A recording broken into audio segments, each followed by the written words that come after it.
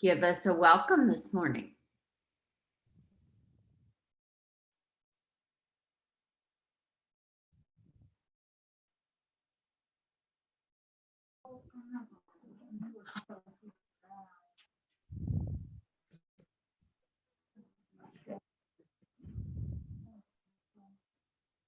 Hi, Barbara. Hi, Katie. Hi, everyone. Good morning to you all, and welcome to our webinar session today.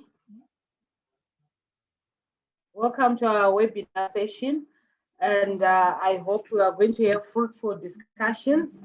But today I want to say I have a lot of people who've been sending apologies, so I'm hoping we're going to have quite a number of people also joining us. Number of sending apologies because of other activities that they are doing. But anyway, even if we have people who have sent apologies, we are just going to continue. And hopefully the presenters for presentations are also going to be able to join us. Otherwise, we'll talk about their presentation in absentia. So thank you very much. Back to you, Barbara. Thank you, Fortunate. And I do want to remind everyone, and I know Fortunate has sent out this information, that actually we are recording these and they will be available. And so if you have a competing priority, sometimes we do, we would like to ask that those who are not here, of course, go ahead and watch this video. And we'll send you out a few quiz questions, and definitely want you to be part of the process, even if you can't join today. All right, so for our icebreaker this morning, I do have some poll questions. And if Simon is here, Simon, if you could go ahead and launch the poll. That would be great. We have three different poll questions for our icebreaker this morning. We're just going to jump right in and get started with the poll.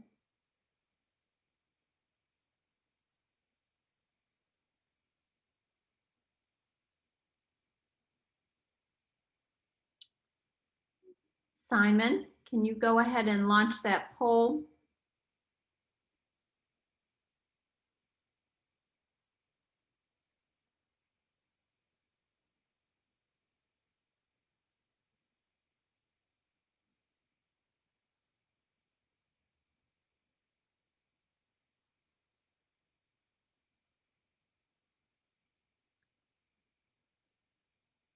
I'm not sure. Fortunate, is Simon available to launch the poll? I see.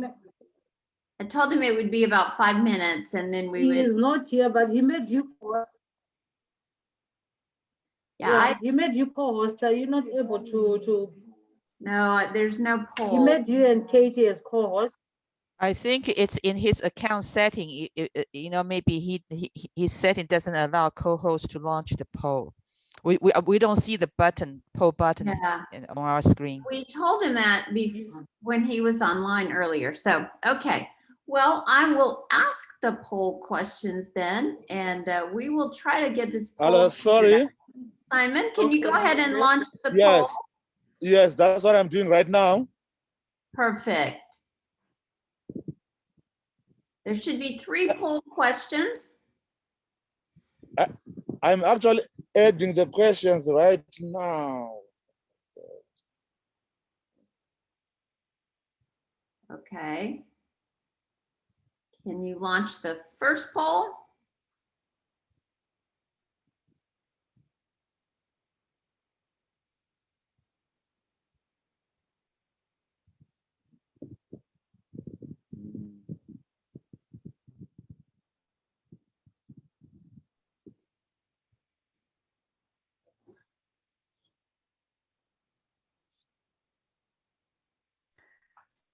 Barbara, I think he's still building the poll. Yeah, perhaps we maybe should come back to that, Simon. When you are ready, if you could just give us a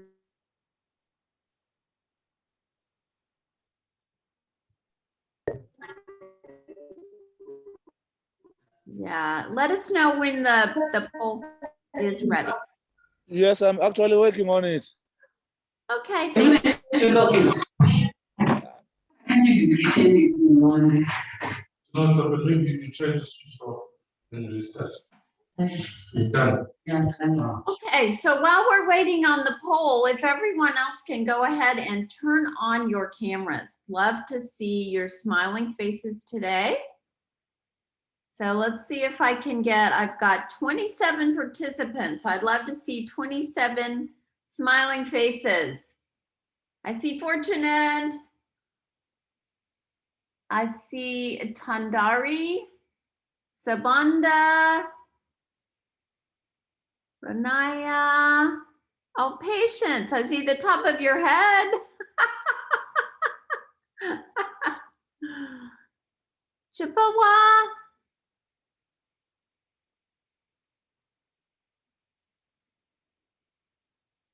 Catherine, I see Catherine. Katie. Suzanne. Codessa.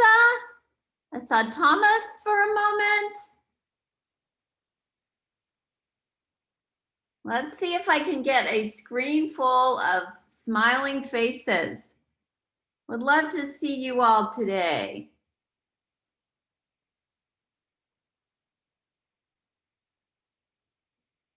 Okay, I have 31 participants now, but I only see about 10 pictures. Can you turn on your camera? We'd love to see you. Mackenzie, I love to see those smiling faces. Dimbalani. All right, I see waves. Awesome, I feel like we're connected. Kuzai. Awesome, all right, I'm going to snap the photo. So if everyone can just give me your best smile. All right, there we go. Fabulous. We got a fairly good group there. Anybody here for the first time today? Anyone here for the first time? You put, either give us a wave or put that in the chat box. Okay, I see that there is an opportunity for a poll. So let's go ahead and launch the poll. Looks like we have all 3 questions in one poll. So let's just go ahead and answer the poll. I see someone raising their hand, Regina. That I think means maybe that you're here for the first time today. So we definitely want to welcome you. And I hope everyone sees the poll questions. There are 3 of them. The first one is about a tool that provides a key input to the voice of customer process. The second one is the output of the voice of customer process. And the third has to do with the learning board. So I will give you a few minutes to answer all 3 of those questions.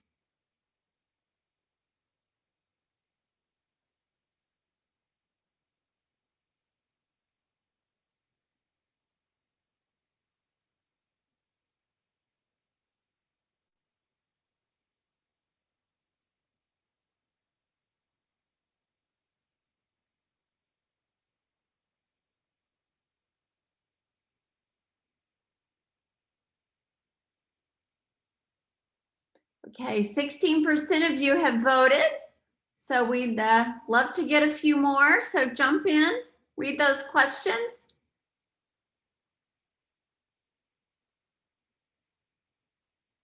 We've got 29% of you who voted. It's a great way to start out our day, stretching our brains here a little.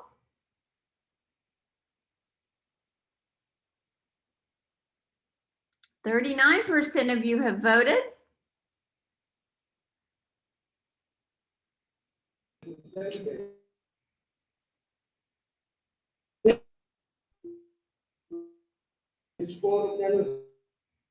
So we'd love for you to jump on there and go ahead and answer the poll. We've got 48%.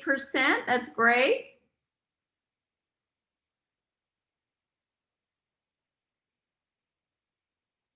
It's like we've got 40 people online now. All right, so 48% of you have voted. 50, we've got 50. All right, we're gonna end the poll. And I will share the results with you. All right, let's look at question 1. What tool provides a key input to the voice of customer process? Key input to the voice of customer process. 58% of you said the problem statement, and that is absolutely correct. It's important to understand your problem statement, so you design your voice of customer to help you understand that problem statement and define it even better in terms of your customer's viewpoint. Question number 2, the output from the voice of customer. And hopefully we're going to look at this today when we get to some of our case studies. The output from the voice of customer should feed into what tool? 68% of you said fishbone. Give yourself a hand if you said fishbone. That is absolutely correct. Anything you've learned in that define phase, you want to include as you're understanding your root causes. So that's absolutely correct. And the learning board has 2 sides. What are they named? What are they named? So 53, oh, it's just almost tied. It's almost tied. And 53% of you said the storyboard and just do it. And 47% of you said the QI board and just do it. And I think probably there was maybe another response. So probably you can call it a storyboard, you can call it a QI board, but the 2 sides, and perhaps the correct answer was not here, the 2 sides are the project side and the just do it side. So we might not have had the correct answer there, but you can also call the learning board the storyboard and the QI board. So I think everyone gets a win for that one. All right, I will stop sharing the poll. And thank you all for participating in the poll. Gets us going this morning.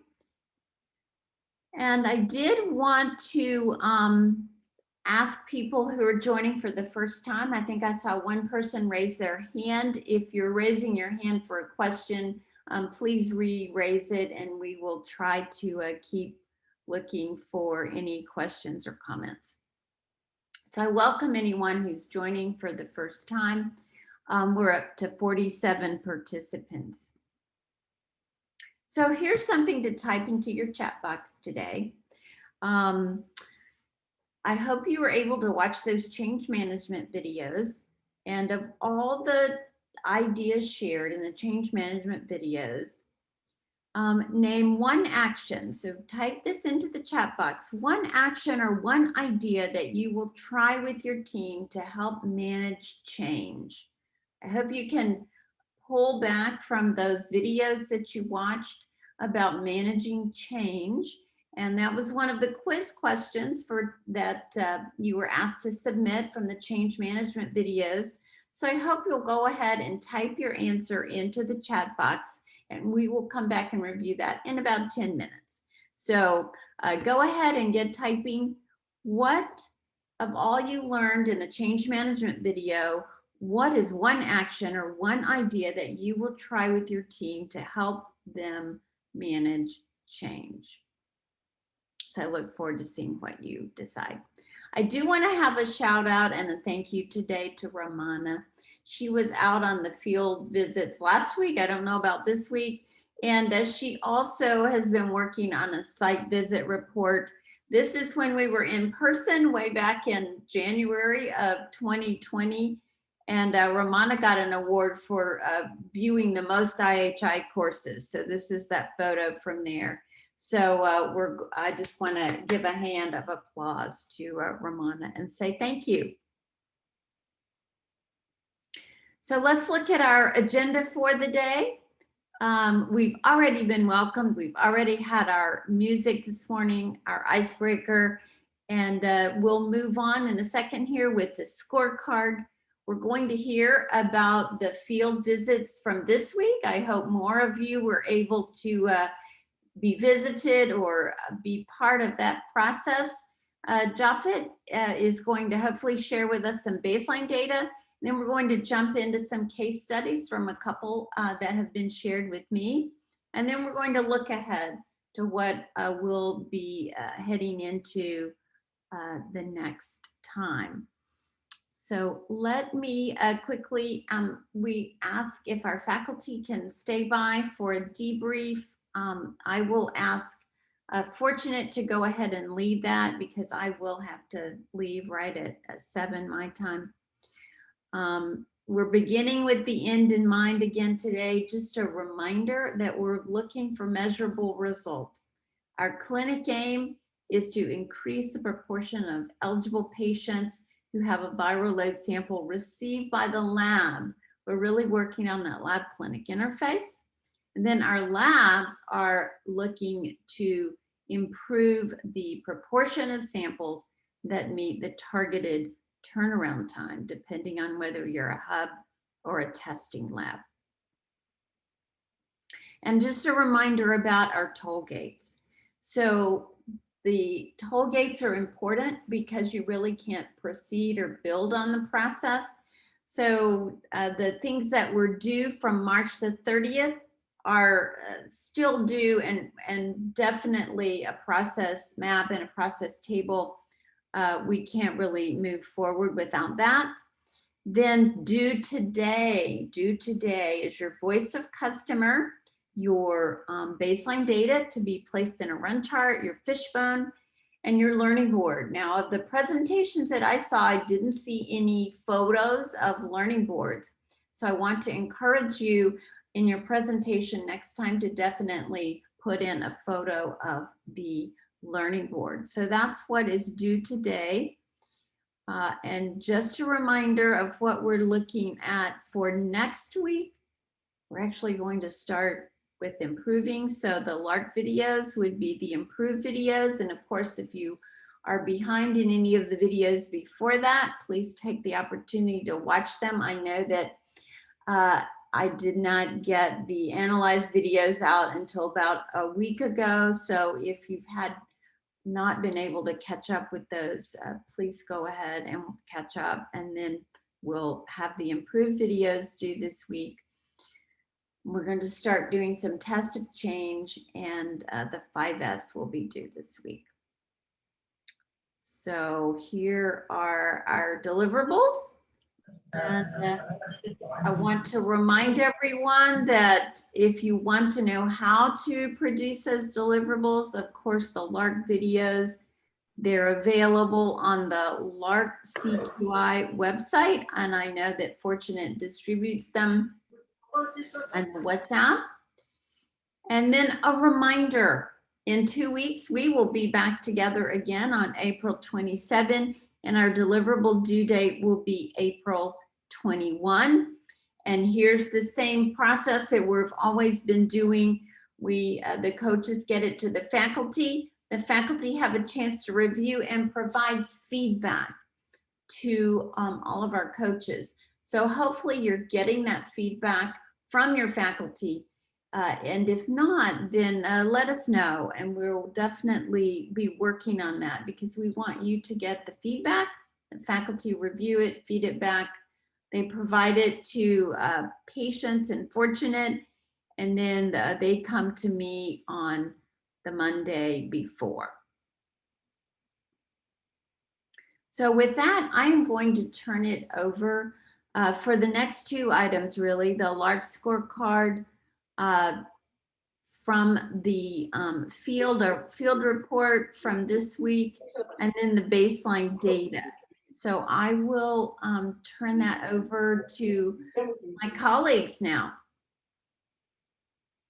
Fortunate to you, over to you.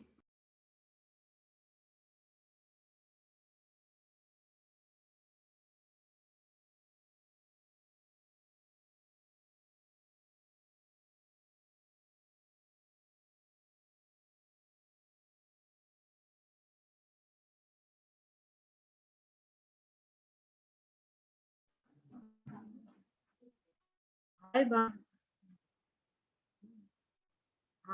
Hi. Hi, Fortunate, we can hear you. Can you hear me? My network is very unstable, so I thought maybe you can't hear me. It's going on and off. I can hear you well now. Yeah. Just, sorry.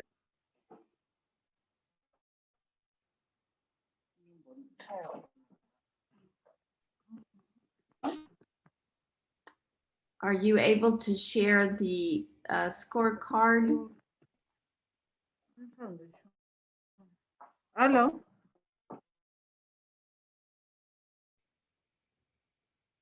Yes, Fortunate, we hear you. I'm wondering if you're able to share the report, the scorecard and the report from the field now. Okay, can you hear me now? Yes. Okay. I was trying to move places to see if I can get somewhere where there's network. Okay, I just wanted to say, first of all, I just want to apologize. Japhet, I don't know, he had said he was going to try and join us, but he's gone for a funeral.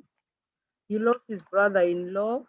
So he had said he was going to share the baseline data, but he hadn't. So I think he was hoping that he'll be able to join. So I think he won't be here. He also had our field report, but I'll just give a brief on what I have. Well, Fortunate, we are very sorry for Japhet's loss, and please convey our deepest condolences. I will do, thank you. So I'll just go on and share the scorecards for this week.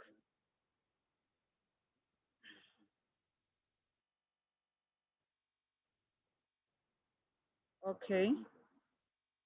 So this is our scorecard for the week. You see my scorecard? Hello?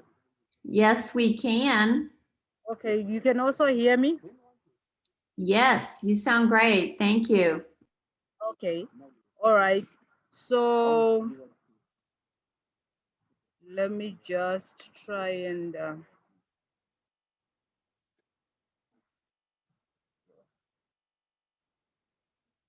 so I'm not going to draw much on the IHI courses because there hasn't been any change there.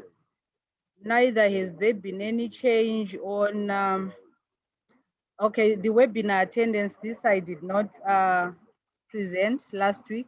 So this is the webinar attendance by the coaches over time. So I've put this according to partners. So you find that you're looking at the 30th of March webinar, which is in the light blue color.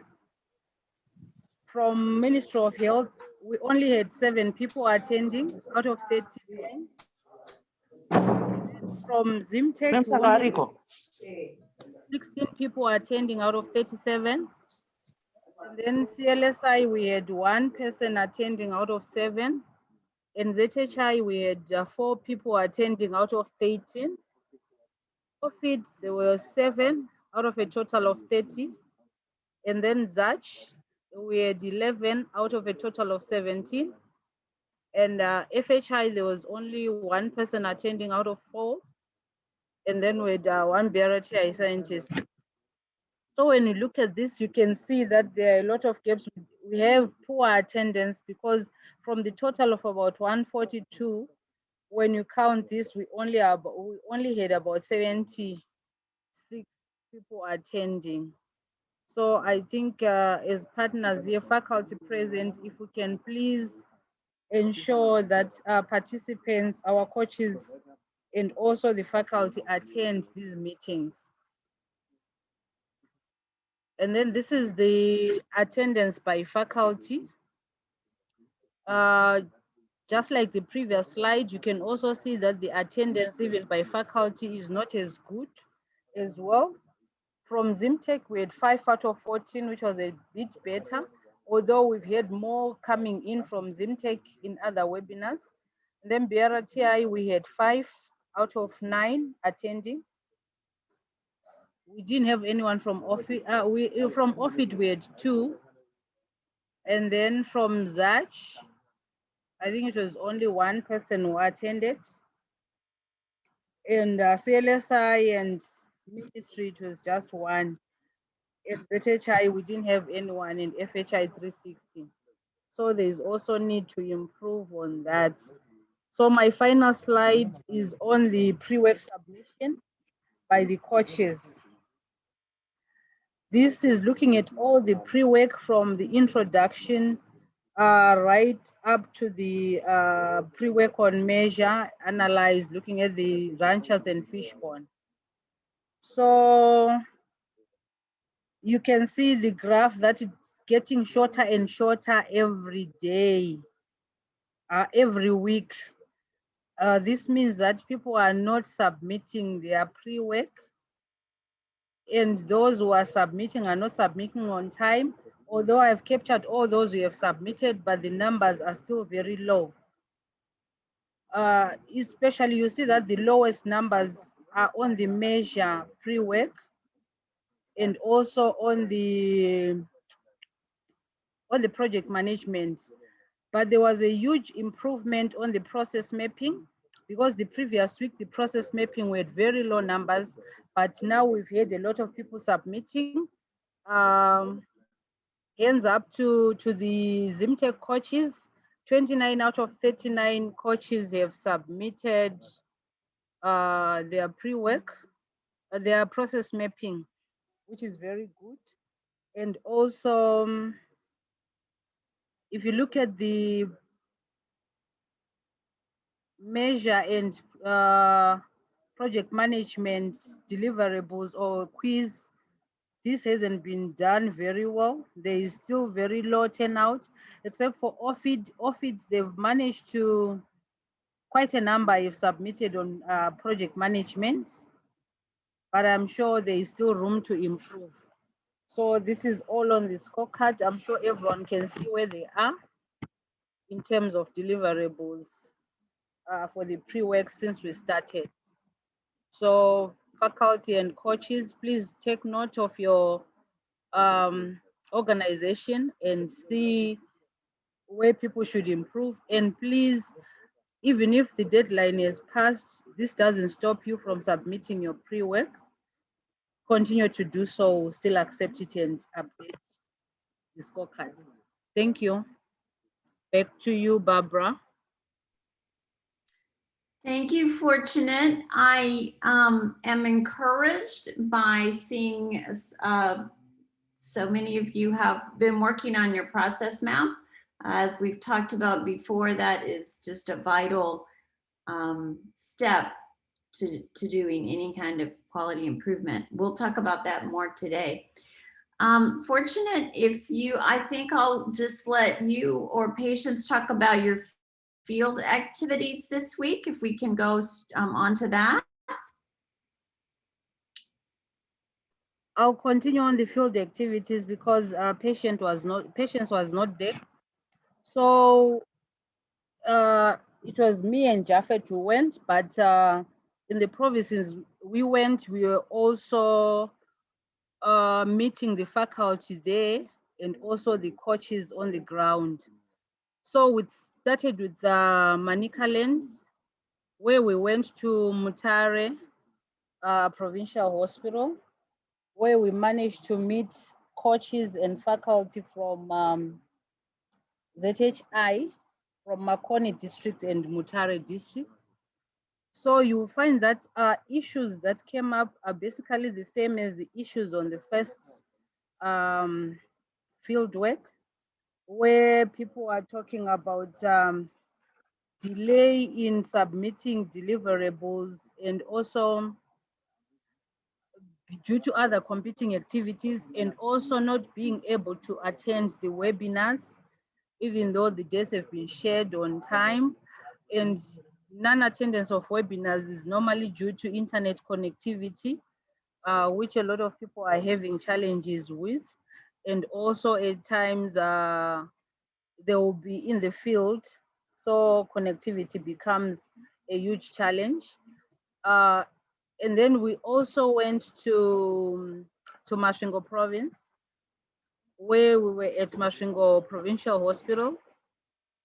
We also managed to meet the faculty from there, and also the coaches from the different or various districts in Masvingo. I think there were about 5 districts that were represented. And generally, I want to say the coaches and also the faculty were happy with our visit, because they thought we managed to iron out a few gray areas, since most did not manage to attend the webinars. And even after viewing the recording, people still had a lot of gray areas where they needed clarification. And this was done on the ground. And also during the visits, we managed to do process mapping for the particular facility we were at.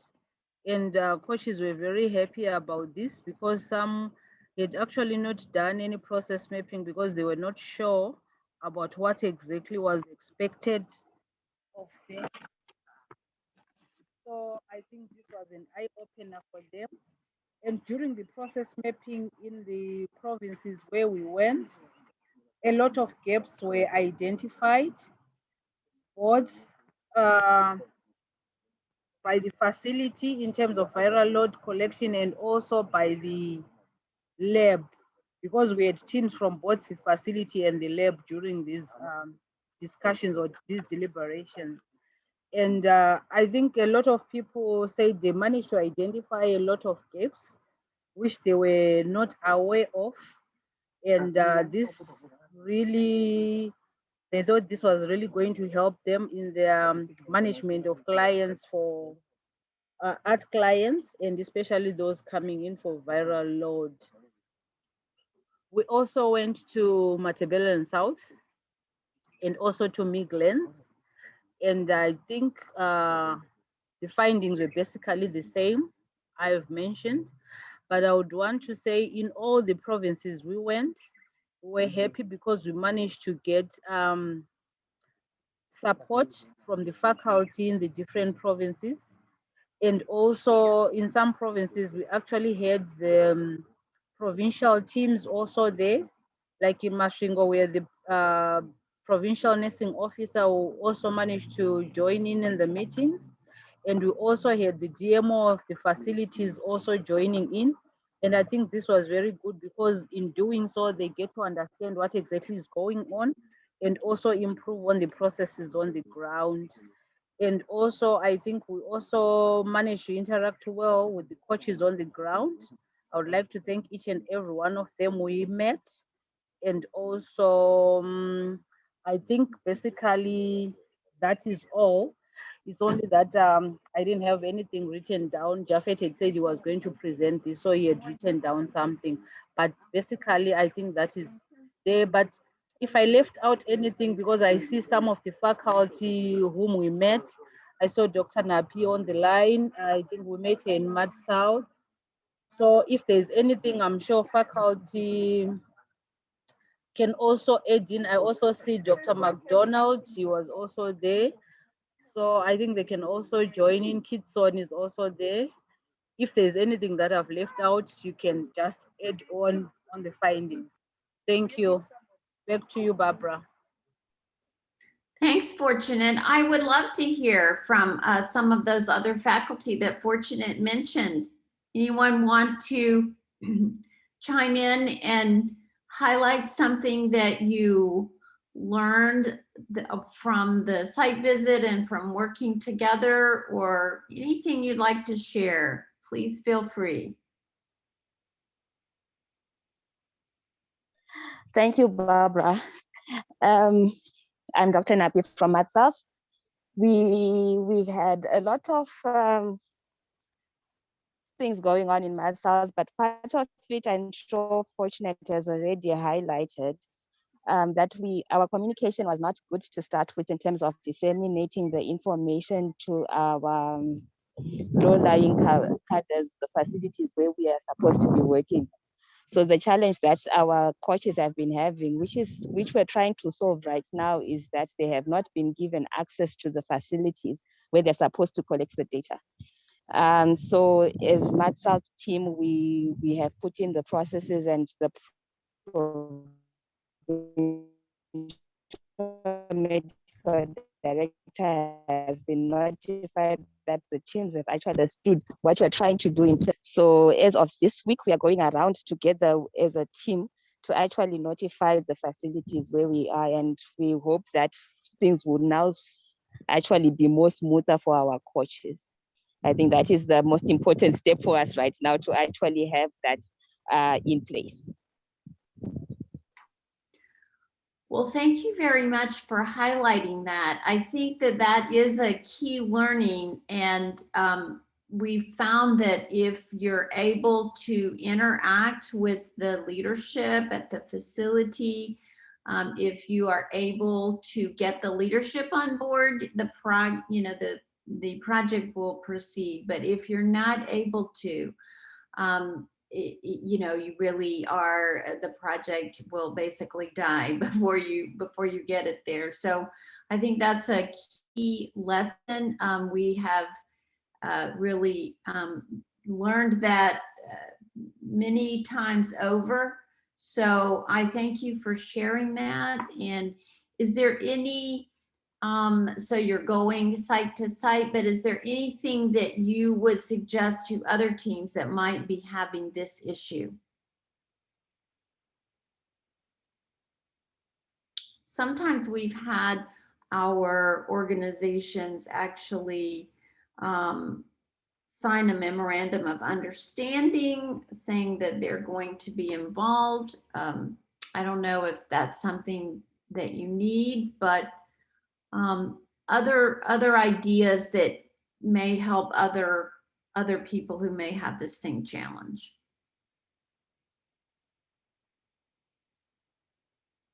I don't think it's much of a challenge. It's just an issue of how well the information should have a formal letter that comes from the Minister Permanent Secretary.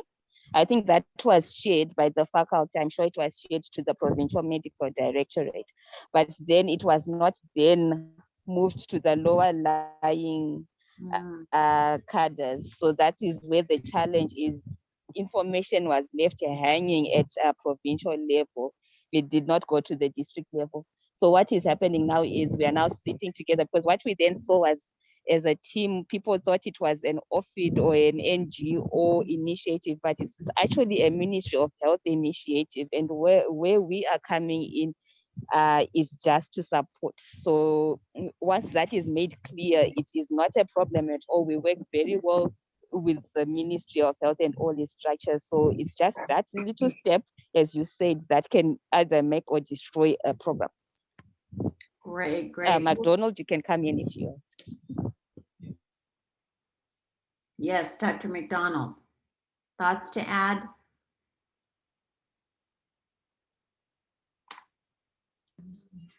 Hi, Barbara, how are you? I'm well. Thank you so much for joining us today. What words of wisdom do you have for us today? I don't have much to say besides what my colleague Tatenda has already mentioned, that most of the challenges we had were mainly with regards to. Can you, I think, get a little closer to your mic or something? We're not, the volume is quite low. Okay, can you hear me now? That's much better. Thank you. Yeah, I was saying it was mainly a matter of communication, but I think we've resolved, and most of our coaches, they've managed to submit deliverables. So I think we're on board now, and we'll continue with the project and implement. Yeah. Wow. Well, thank you so much. I think that highlights why stakeholder engagement and stakeholder analysis was one of the first deliverables, if we look back. And then one of our key guiding principles for quality improvement is communicate. And I think, you know, we've definitely learned that time and time again, all of us personally. You cannot over communicate. You think you're over communicating, but you really are not. So appreciate you highlighting that. Anything else that you learned from that would help us to, and help all the other colleagues who may still be having some struggles, especially the process mapping? Anything that you learned about that you would like to highlight or share? Because this is the idea here is peer-to-peer learning. So anything you have to share about the actually how-to of getting that Smart Start done, because that is so critical to moving forward.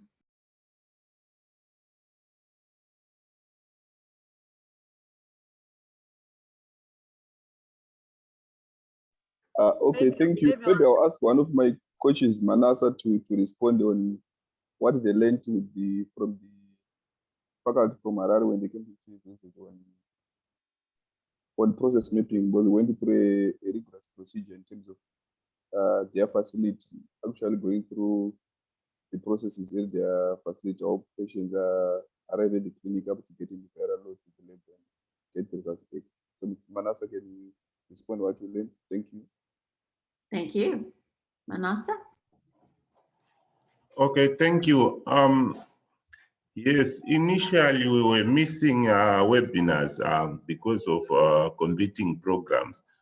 So when it was now time for data abstraction, we didn't know exactly what to do, which cohort to start with and where to go. So Mr. Mabuku came and we had a nice day. He explained to us how to abstract the data. We had some challenges like we had time when we didn't have GPS kits to collect the samples. So most of our people delayed. At 6 months, there were no consumables, so they delayed viral load sample collection, which changed the whole picture, but he clarified that it's for the purpose of finding an indicator. And so, yeah, from there, now we really appreciate, and we are working very hard to follow everything that we are getting, and we appreciate the videos that we also get. They are mostly self-explanatory on whatever needs to be done. Well, thank you so much for chiming in, and appreciate the feedback on the videos. And the other thing that we can do with this collaborative, which is really exciting, is if there are systemic issues, they can be surfaced, and together the voices can come up, and we can start finding higher level solutions to bigger problems. So definitely keep surfacing those issues. And we can't promise a magic wand, but what we can promise is that multiple voices together highlighting issues can be raised to a higher level. And that's something that is really an important piece of a collaborative as well. So thank you for that. So unfortunately, we don't have Japhet here today to talk about our baseline data, and we are, of course, very sorry to hear about his loss and certainly understand that he can not be here today. But we do want to have that presentation to understand how our baseline data looks across the board. But at this time, I think we're going to jump into some case studies. So I am going to ask, and I see Flora here from Masusu Mission. Going to ask Flora if she can join in, and we'll start talking about the case that you shared. So let me share my screen on that case.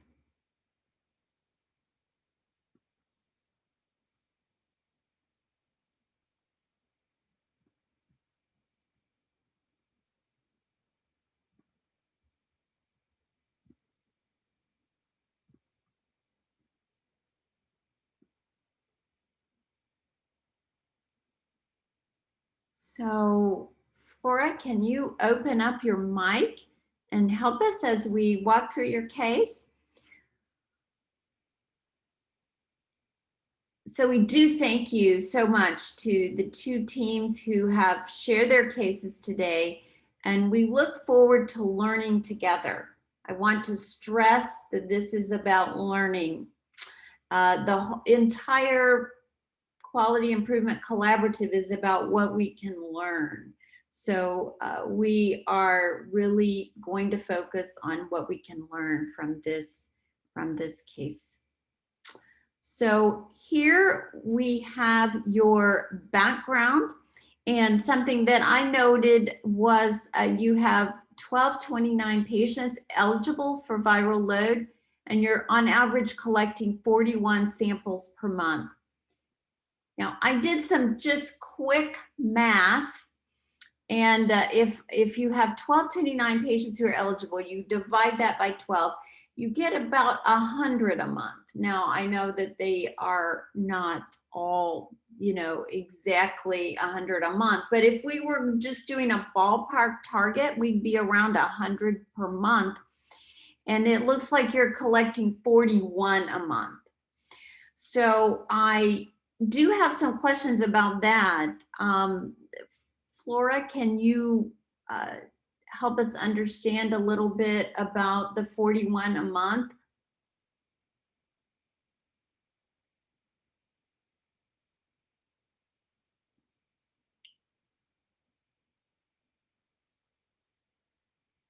Now that I'm sharing, I can't see Flora. Katie, can you check and see if she's able to unmute? Flora, she's unmuted. Flora, can you respond? She's unmuted. Okay. Yeah. Flora. Flora, we thank you for joining us today and for sharing your case, for getting it in on time and getting it to us so we can all learn from it today. Looks like she is having connection issue because I don't see her microphone at all. Okay. Well, I'm going to just go ahead. If at any time she's able to join in and speak, please let me know. So we'll just move forward.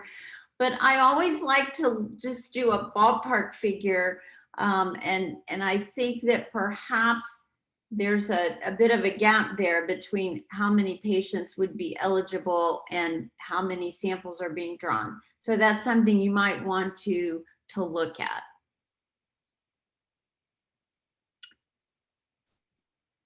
All right. So here, and let me put this on share. Okay.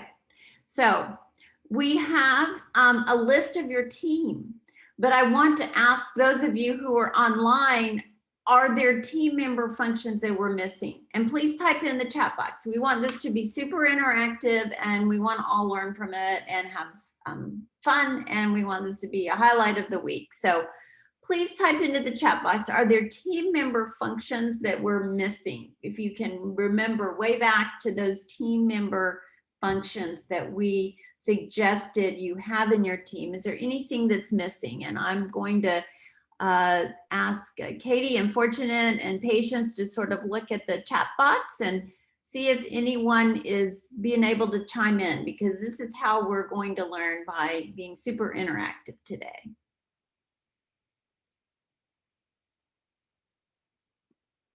Anything in our chat box so far? Not yet. Okay, I'm going to give you a minute because really, since we can't be in person, I can't come stand at your table and just wait, but I can wait online. So what team member function? Data clerk. Thank you, Winnie. Winnie, if I had candy, I would throw it to you if we were in person. A data clerk, a coach, the data entry clerk, the primary counselor are missing from the team and their responsibilities are not mentioned. A data manager. So excellent. Thank you all. Role of members. There's need to indicate the designations of the team members so that we can see that all needed CADRs are incorporated. Mildred sent that in, and the primary, Clara mentioned the primary counselor. So thank you all so much for chiming in. I am in agreement with you. So just a quick reminder from way back in the video on define our team members. We want a champion or a sponsor, the person who really has authority over the process. They may not attend all our team meetings, but we do want that person to be represented on our team leader, the person who calls the team meetings and manages kind of the project. We want to know who's our coach or our QI expert, our data manager, frontline, and then other team members. Great point. That we want to be sure that we have all the CADRs covered in our team. So appreciate our astute observers for helping us. And Flora, I hope if you can't even speak in, that you're able to take some notes about some things that you might want to add to your presentation. So next in our presentation, we have, here is our aim statement. And it says increase proportion of eligible patients with a viral load sample received by lab from, and there's a few numbers in there, 41 to 60. I think maybe as I thought about it, that may be a count. But what we'd really like to see is a percentage. And this one says from 70% to 80% is our goal. So that's highlighted there, because I want to double check, do we have the right baseline data there? So I'm going to jump ahead because the directions say, please add in the baseline data from your site, use the mean or the average from your baseline data. So that's what the directions say. So let's go and look at the baseline data. So what do you see would be the mean or the average of the baseline data from this data box in your run chart? Can someone type into the chat box? What do you think the baseline data would be based on the information that you see in this run chart and data box? Okay, is the question clear?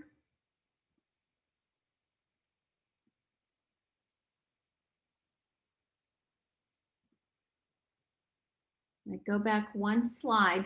Here are the instructions. Please add in baseline data from your site. Use the mean from your baseline data. So I jumped ahead in the in the presentation and pull this slide forward to understand what our mean or average baseline data would be. So can someone type into our chat box, what do you see? All right, someone said 78.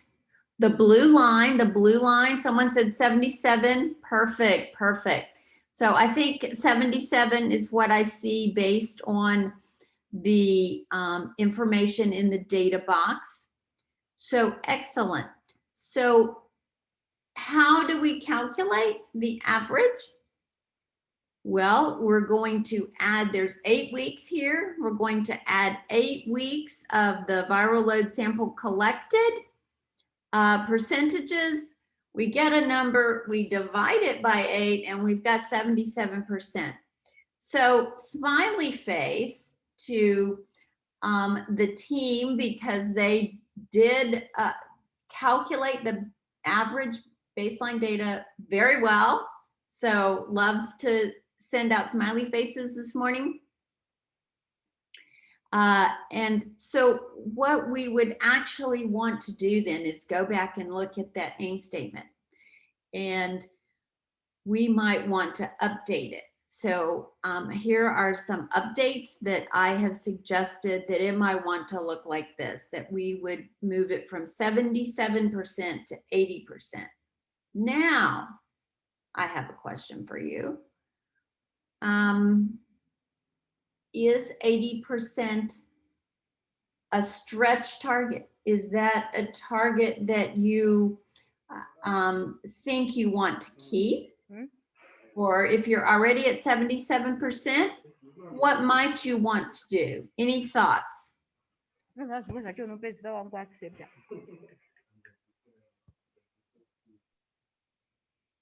And you can open up your mic if you want to answer, or you can type into the chat box. What do you think about your goal that you set of 80%? And I know we set that across the board, but if you were this team, what might you think about if you're already at 77%? Any thoughts from our QI experts out there? And this is the kind of feedback that you want to give on a presentation. You want people to be thinking, you know, always ask people to be thinking, ask them questions. If you are a faculty member and providing feedback. So I'm going to go to the chat. Flora has asked us to type in the chat box any questions we have for her, and she can respond. She's not able to use her mic at the moment. Thank you, Flora. We appreciate that. We will certainly do that. So Thomas says maybe 90 would have been significant to note and impacting change.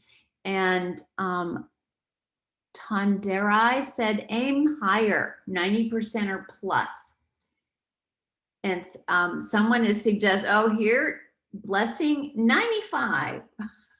Go for the sky. Okay, so I thank you for that. And I know here's another 95 from Manasa. So that I appreciate you thinking about that. I know that we had set 80 as a group goal, but here someone says increase by 10%. So they're suggesting 90. So I know we had set a group goal, but if you are already this close to it, I would encourage you to talk to Japhet, talk to other members of our project management team, perhaps your directors or whatever, and say, we're already at 77%. Can we really do something and move this up? So appreciate the comments there. And this is peer-to-peer learning, right? We're learning from our colleagues. All right. So the next slide is talking about the problem statement, and the instructions say just pick one, depending on whether you're a clinic or a lab. And we sort of gave you a suggested problem statement. So this was the instructions. So let's see what Flora and team put. And they indicated there's about 3 statements here. So Flora, I'm not sure if these are additional problem statements, and I wasn't sure about the 85%. Maybe did you change your goal already to 85%? So I wasn't sure about these 3 statements here, because usually we just try to work on one problem statement. And then you had another slide that had this one, and this was a problem statement.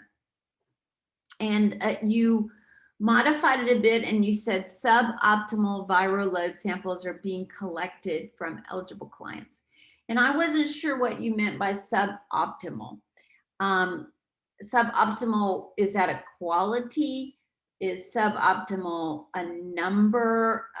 So if you have any thoughts about what you meant with that problem statement, again, we've sort of given you a problem statement. If you want to modify it, you can modify it, but this one I'm a bit unclear as to what exactly suboptimal viral load samples mean. And probably, you know, I'm not sure. So if you have any thoughts, you can type that into our chat box about what you meant with the problem statement. But again, if I have questions about this problem statement, other people might have questions too.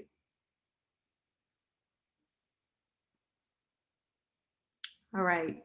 So your elevator speech, and Flora, I'm so sorry that we can't hear you. Is there anyone else from her team that might be able to help answer, or maybe she's busily typing? I had a question about what we need from you. So the Ministry of Health and partners, you said, working with these partners, you're going to collection of viral load samples according to eligibility. So any suggestions for this ask? This is the ask. Anyone here have a suggestion for this ask? I'd love to hear or see something in the chat box from the colleagues. Flora, this is also, we're helping you as well. So any thoughts from your colleagues about this ask statement? And I'm just interested to hear what you all might say, any thoughts you have about making the ask statement a bit different, or how would you improve this, I guess is the question. And I'm looking at the chat box. Again, we're working through our elevator speech.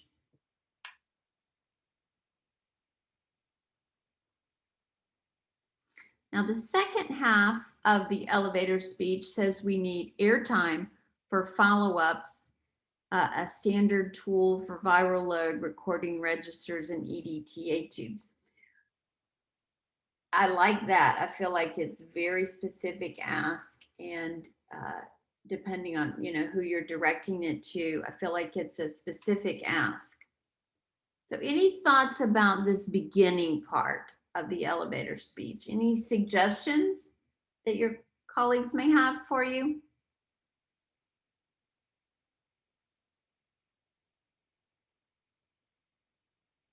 Give it one more minute.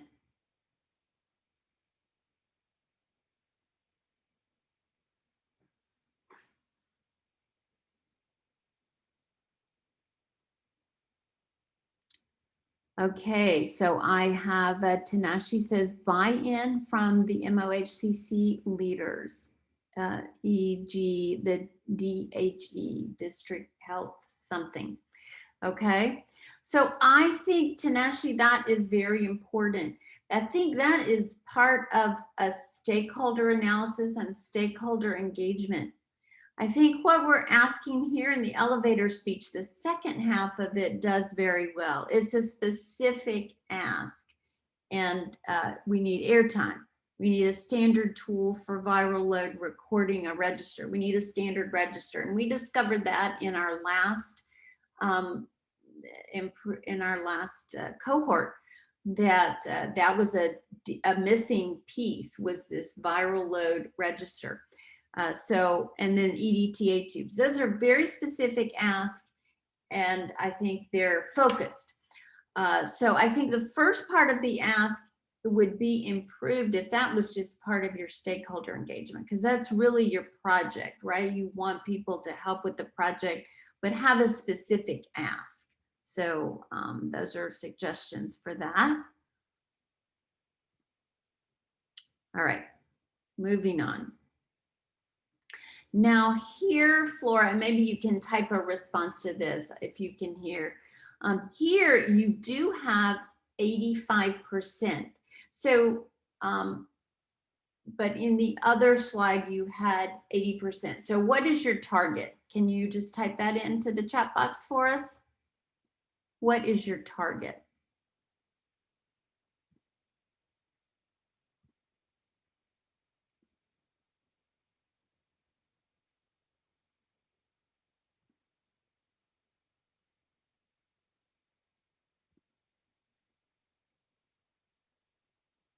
I'm not seeing anything from Flora. It's a little bit challenging to have to work through the chat box.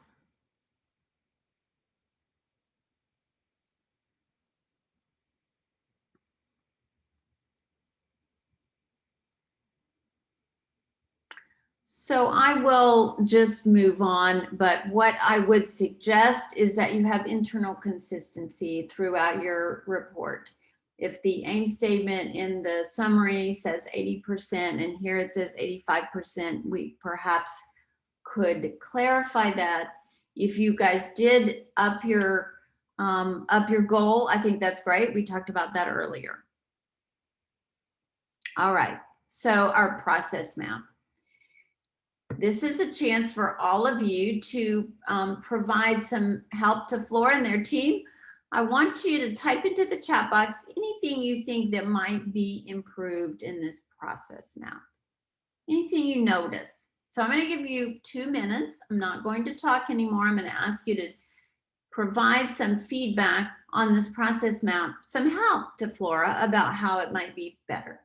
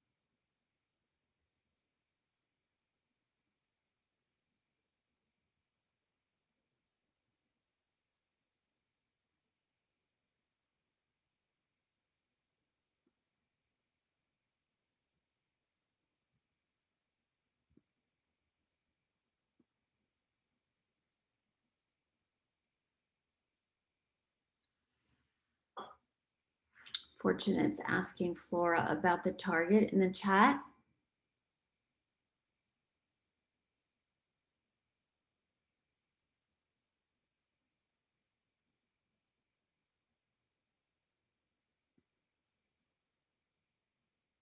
Okay, well, here are some thoughts about the process map.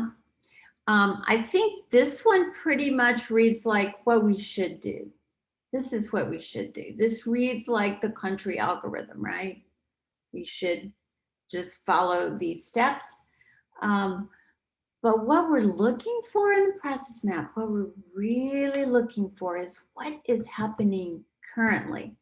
Because if this was all happening like I see in this process map, you would be at 100% instead of 77%, and we would just be moving on to another project. Okay, let's see what some folks have said in the chat. Looks like we have some new. So let's see. Great feedback here. Okay. Highlight opportunities for improvement and decision-making points. Awesome, awesome suggestion. Opportunities for improvement are why we do a process map. So really appreciate that. Tagging of clients' care booklets using stickers may also help. So if they're doing that currently, then it would go in the current state process map. If they're not, it would be an opportunity for improvement. So excellent point. Should probably add EAC breakdown. Should probably add EAC breakdown and repeat BI. I'm not sure what BI is, but definitely, and sometimes it's challenging to get all the steps in a map that you can put in a table. So definitely in the table, that should be broken down. Helen says, the process mapping is not telling us what is happening to enable identification. Oh, Helen, you said it beautifully, exactly. We see it reads like an SOP or like a country algorithm. This is what we should be doing, right? But what are we actually doing? We can't, this doesn't help us identify opportunities for improvement. So I would encourage you to read it, make it read what is actually happening. Every step in the process map should indicate where it's being done. And we do that in the process table. It's too crowded to put it on a map. But definitely that is part of the table. So thank you, Mildred. Thomas says this is an ideal model. Thomas, very well said. I agree. This is an ideal model. If this was the current state, we'd be at 100%. And then Clara says samples are staying in facilities too long, having to be transported twice a week, need daily transportation within 6 hours of bleeding. Clara just identified an opportunity for improvement from this map. So thank you all so much. Really appreciate this. Is thoughtful, rich input. And Flora, I hope we'll copy the chat and send it to you so you can really add some of these things in to your process map. Now, Flora, there was also another process map that was in the same presentation. So it was a bit unclear as to which one is actually occurring. And just had a couple of suggestions for this one. And I'm hoping that some of our colleagues will also note any suggestions that they may have for this particular process map. Let's see if there are any feedback from your colleagues. Again, we're all about learning. We're not about perfection. We're about learning. And if I could say one thing, the key of the process map is not to make a beautiful picture. The key of the process map is not to just have something up there that people can see. The key of the process map is to see and understand your process before you can improve it. That's the key. So if there's anything in the chat, maybe Fortunate and Katie can help me. I'm going to move on, and I'll just was going to also share with you the sample process table, and just a couple of suggestions for you. I know we gave you an example. If these are steps that are NA or not happening in your facility, just remove them. They don't need to be in the process table if you're, not don't know anything about those steps. And then just make this your own process table. Make sure it's reflecting your own current state, because there's some language in there that's the NRT and things that may have been in the previous example that might not refer to your specific situation. So make this actually your current state, not just fill in, not just, kind of what we had sent you out before. All right, so here's the baseline data collection. We already got a smiley face on the baseline, the run chart and the calculation.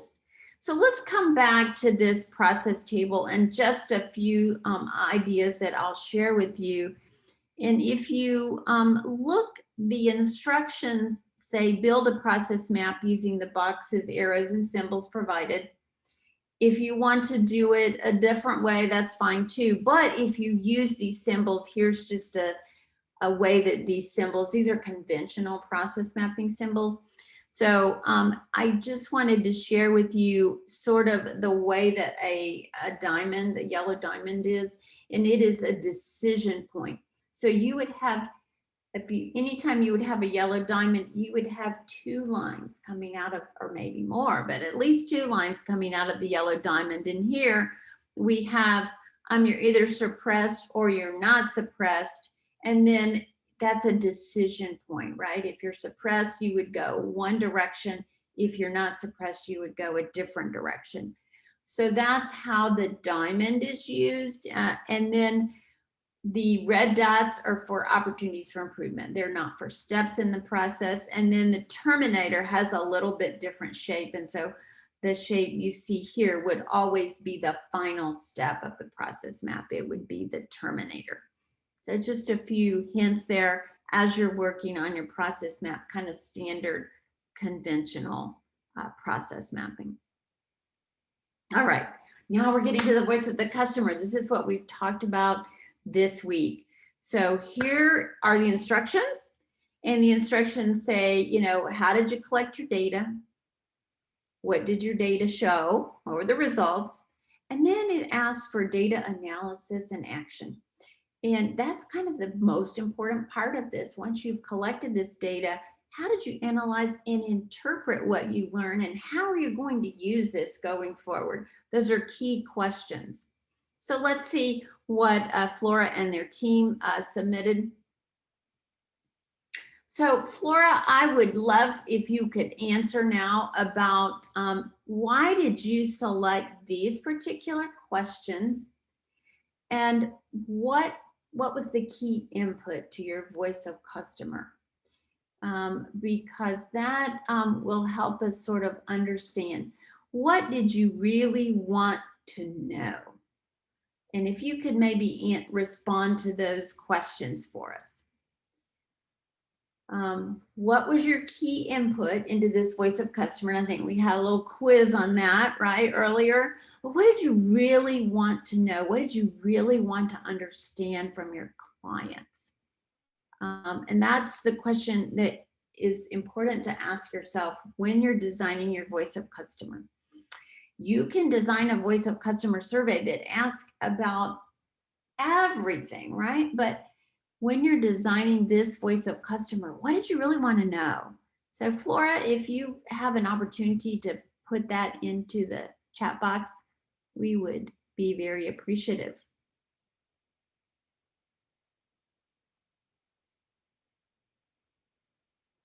Fortunate, is she able to type into the chat box? Let me just try and talk to her on the phone and hear if she's able to, because she had said she's able to type into the chat box, but it doesn't seem like. Let me just ask her. Okay. And maybe if she has an answer, you can just transfer it to us from the phone or whatever. But I think that's a key question in this voice of customer. It's so she really here covers who she asked. She tells us the questions, how many clients, she selected them randomly. So we have a great idea of, you know, what she did and kind of her process. So that's always helpful.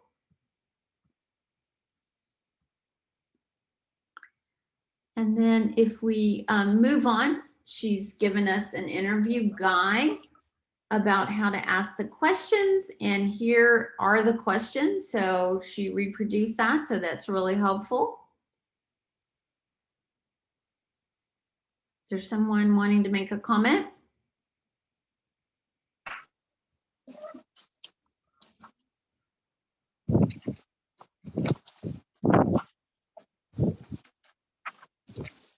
Okay, if you want to make a comment, we're happy. Open your mic. Please feel free to make a comment. If not, You might want to just go ahead and mute your mic.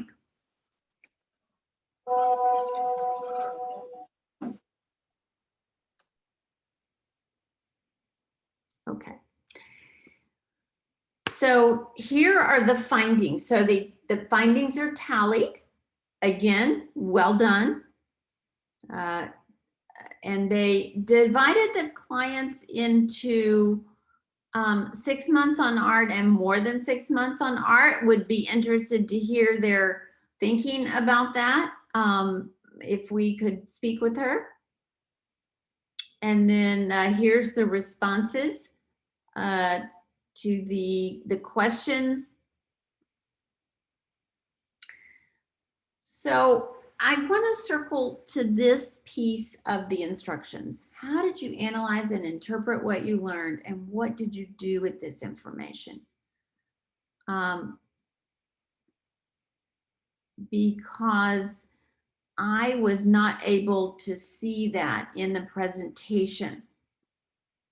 So just a quick reminder that the problem statement links to your voice of customer survey.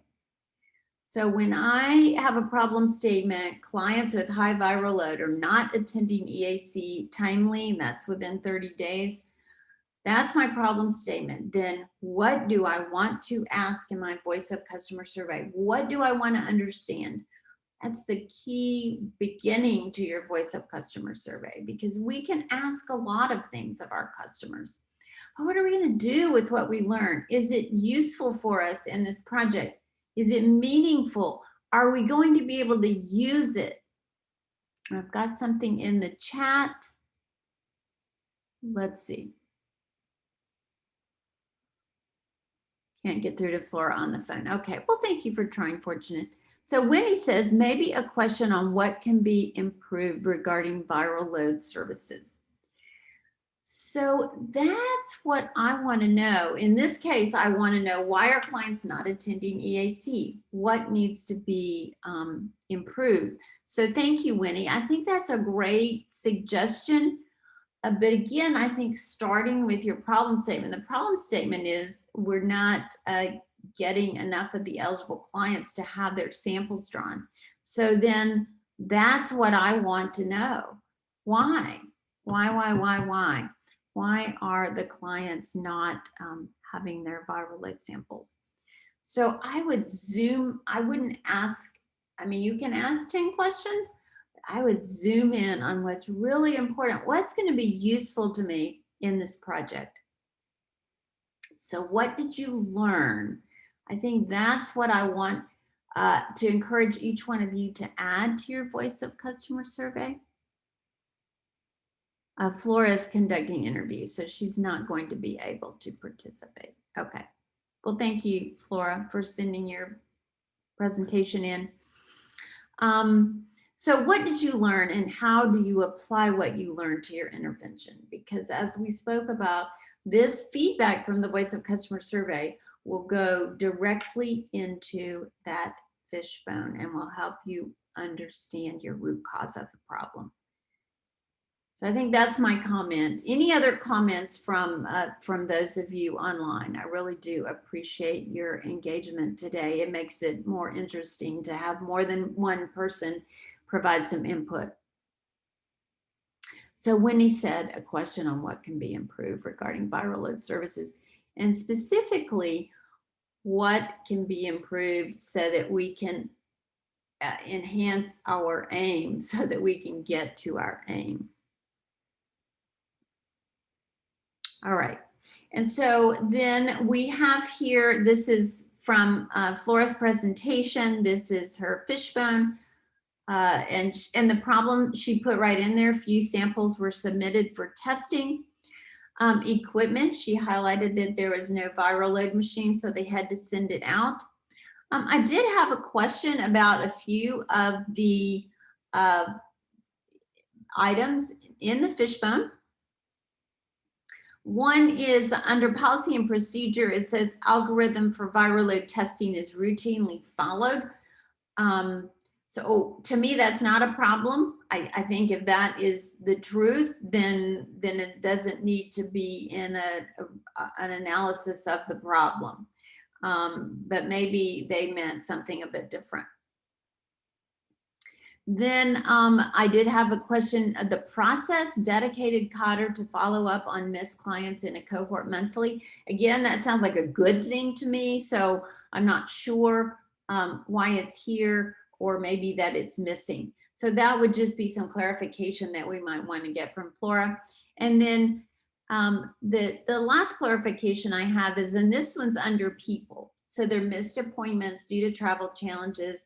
They're sending relatives for drug pickup, and there's a lack of knowledge. And I would submit that many of these are actually process problems instead of people problems. We don't have the right system in place. So I would re-look at that. And then I would take it next to the 5 whys. And I don't think they did that. So my suggestion for Flora is that they would take it to the 5 whys and sort of begin asking, we'll go back, sort of begin asking, well, why are there missed appointments due to travel challenges? And then depending on the response there, then you ask another question. And then you can hopefully get to the root cause of the missed appointments due to travel challenges. And that may be something you want to address. It may be something out of your control, you know, but those are definitely things that I would want to take to the next step and do the 5 whys. And I think that's all that I have from that presentation. So thank you all for providing some input there. And then I have one more presentation. And that is from St. Luke's. Happiness Sabanda is Happiness Online.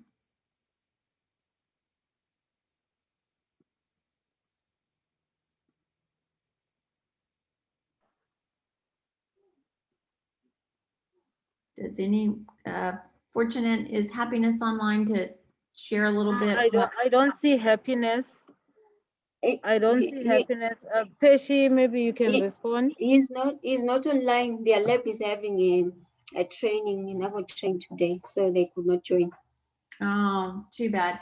Well, maybe in the future, you know, we'll really just try to get cases for people who would be able to make a commitment to be here to talk with us, because it's just me talking, and the idea is really to be learning from our colleagues. So we'll focus on that going forward. Yeah, I think initially, Barbara, yesterday when we talked to them, they'd confirmed they'll be there, but these are things that came up today.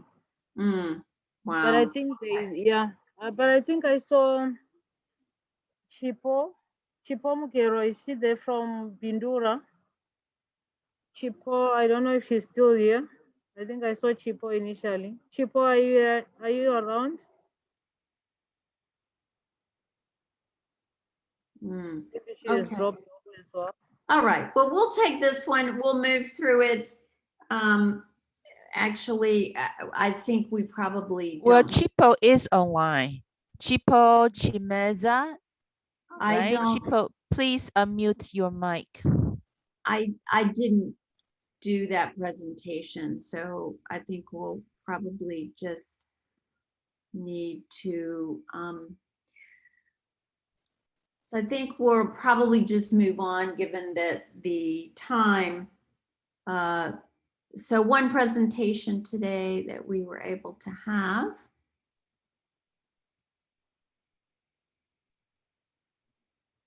And let me.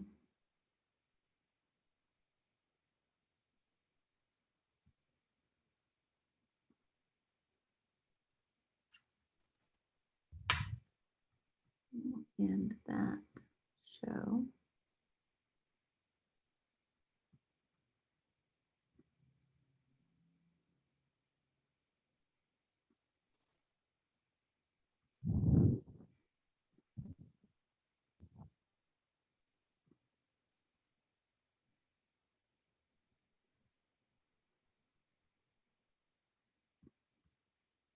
All right.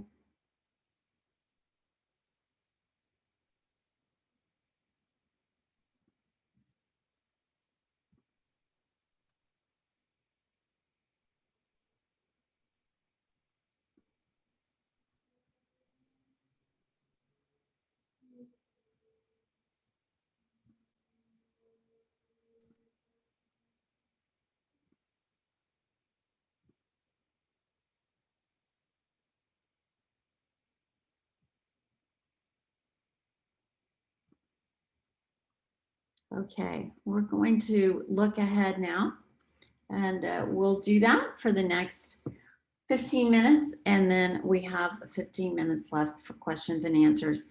So thank you again to the teams who sent in their presentations, and thank you to those of you who provided some rich feedback on the presentation. Let's look ahead. So finally, we are at the opportunity to begin the improve phase. So what changes will we make that will address the problem? We've defined our problem. We have a problem statement and we've done process mapping. We've done a baseline measure. We know the magnitude of our problem. We've analyzed. We've looked at the fishbone. We've tried to determine some root causes. So what changes will we make to address the problem? So going forward, for the next couple of weeks, you're going to have an opportunity to do some test of change, to do 5S, and your just do it's. We're to the improve phase now.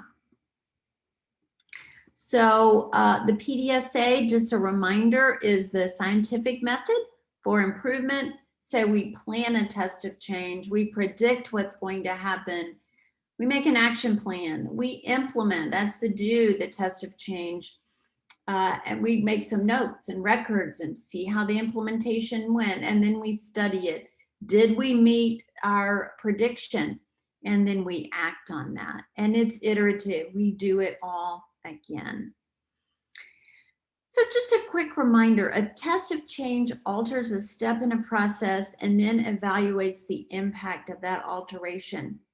And I think that highlights the importance of having your current state process map. What is actually happening now on the ground? Because then we have a before process that we know, then we can determine how to modify the process and then evaluate the effect of that modification. So the goal in the end is to have your current state process, what's happening right now before you make any changes. And then once we test some changes and make some improvements, we'll put that into our future state process map. And that's going to be a final outcome that we'll have from the project. So how do we select the changes that will make the improvement? We want to choose the changes that are going to be most likely to make the improvement. So we need to focus on 3 areas. One is those opportunities for improvement that we identified in our process mapping. Perhaps we picked up something, a step in the process that really needs changing or modifying. Maybe that's where we start. Perhaps our customer told us that there's a problem and we think it would be impactful if we changed it. Perhaps that's where we start. Or we determined our root cause. And really, we should have fed in those opportunities for improvement, the voice of customer, all into that fishbone. And when we get to that fishbone, another thing that we'd want Flora to add in is actually circling or focusing on the root cause or the cause that you think you can make the most impact on. So determine, of those causes, I'm going to work on this. I'm going to work on this piece. Usually it's a process change. 95% of the time, it's a new process that you're going to implement. And then this is the worksheet for testing change. It's in your presentation template and it's already there. And I just want to remind you how helpful this is to help you plan. Remember the P help you plan for the test of change you're going to make. Perhaps there's 2 or 3 steps that you need to do to develop a form or get something aligned and know exactly what day you're going to test the change. So this is a very helpful form to get the actions done to help you carry out your test of change. So beginning with the end in mind, I also want to talk about 5S, and I'm going to share with you a quick video on 5S, a project that I did, 5S in my desk. So let me share that with you.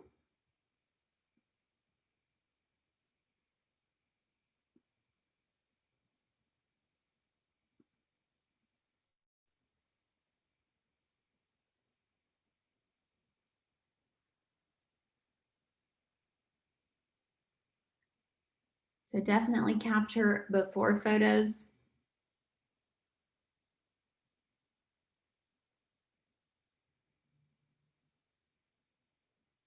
Definitely do the 5S level of excellence audit. And then we're starting with sorting. Red tag area, things you're actually going to consider getting rid of. I've sorted into high use, things that I'm going to keep, and medium or low use.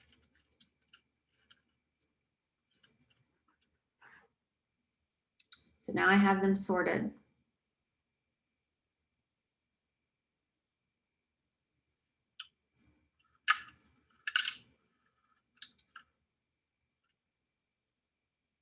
We've shined, let's set in order.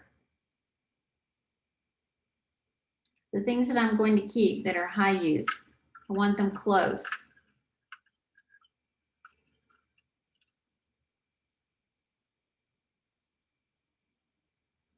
The things that are medium use, I'll put them in a file. How do we standardize?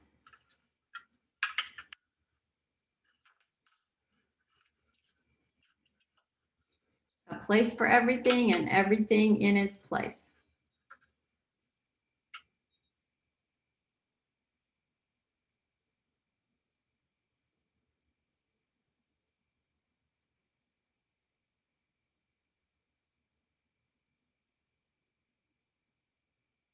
Actually creating a board where you know the place for everything is, and then how do you sustain? It's the audit sheet. We're using the audit sheet.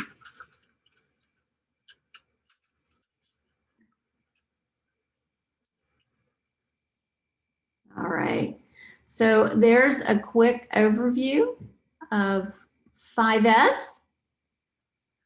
So that will, of course, be assigned for the coming up week.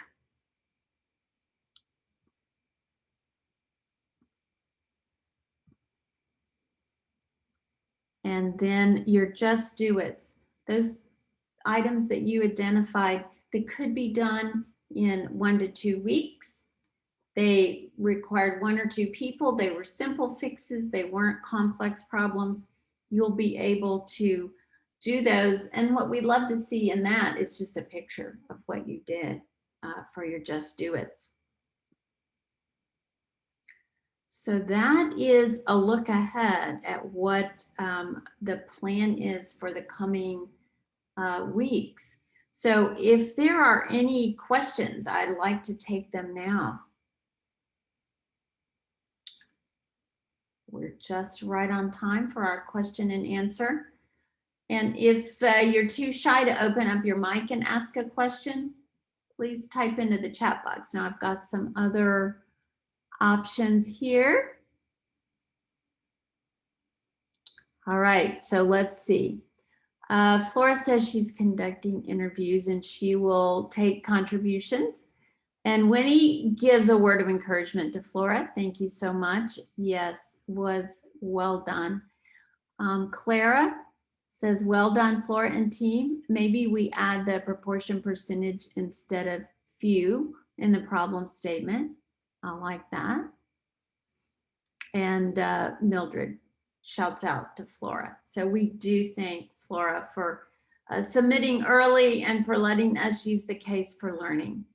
So any questions in the chat box? I want to be respectful of your time. We'd like to be done on time today, but I did leave the last few minutes for questions.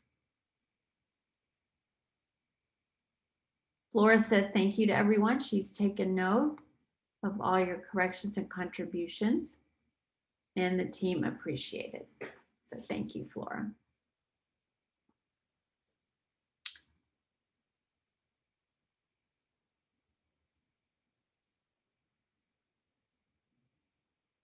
All right, I am going to leave it open for the next 2 or 3 minutes for any questions that you all may have.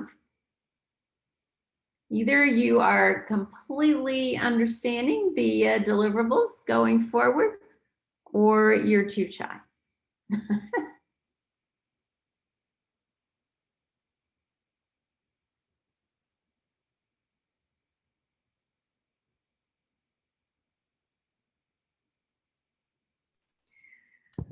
Fortunate, I think it's time to launch the survey if you want them to take it.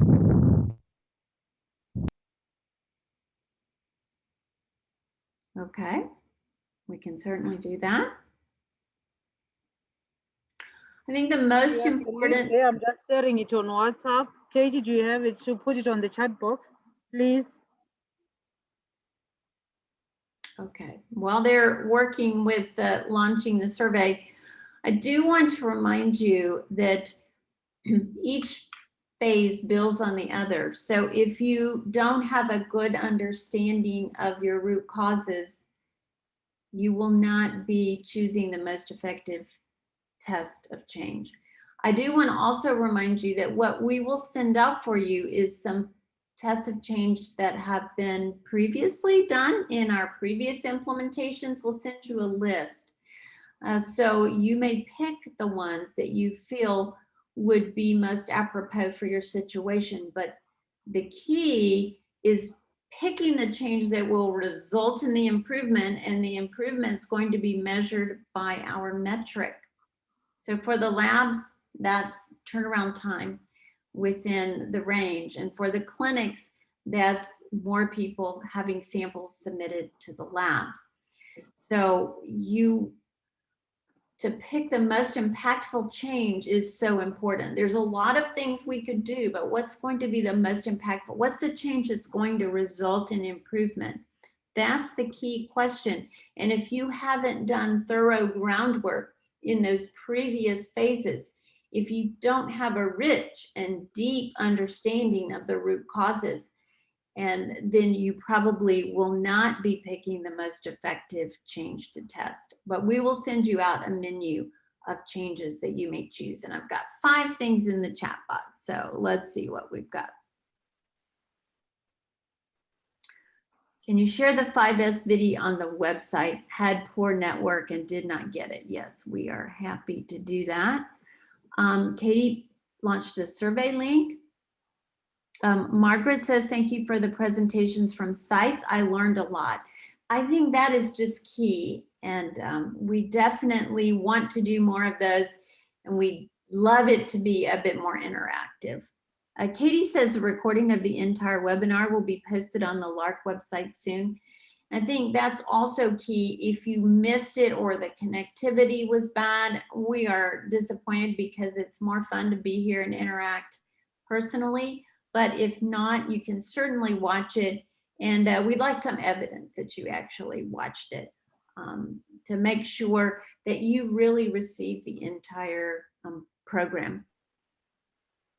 And Fortunate says, please link above to complete the survey.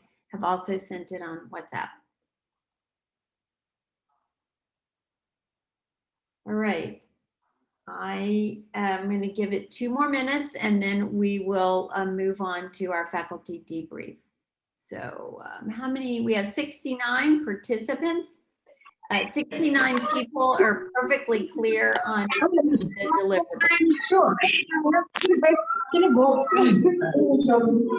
Blessing, do you have a question? If you have a question, we're happy to open up your mic because some other people might be having it and they're just afraid to ask.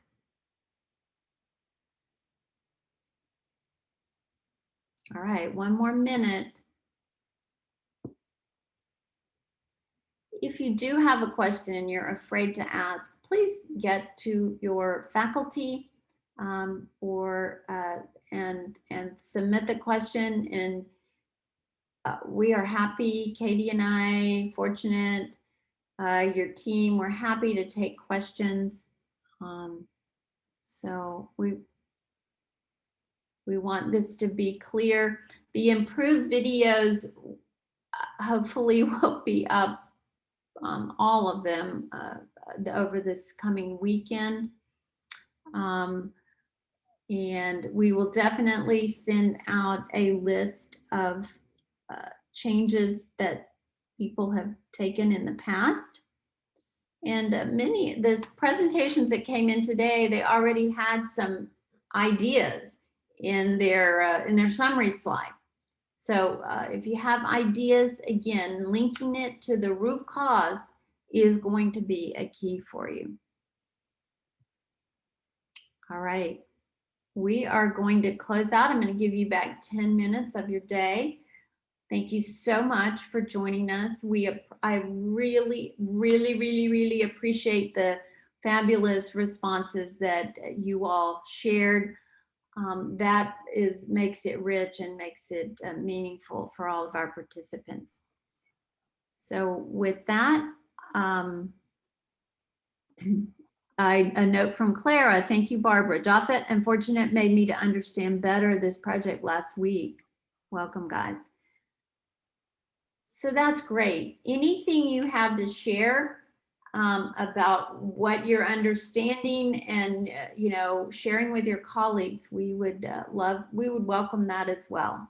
We'd love to see your presentation next time. All right, so we'll move on to the faculty debrief. I'm going to stop sharing.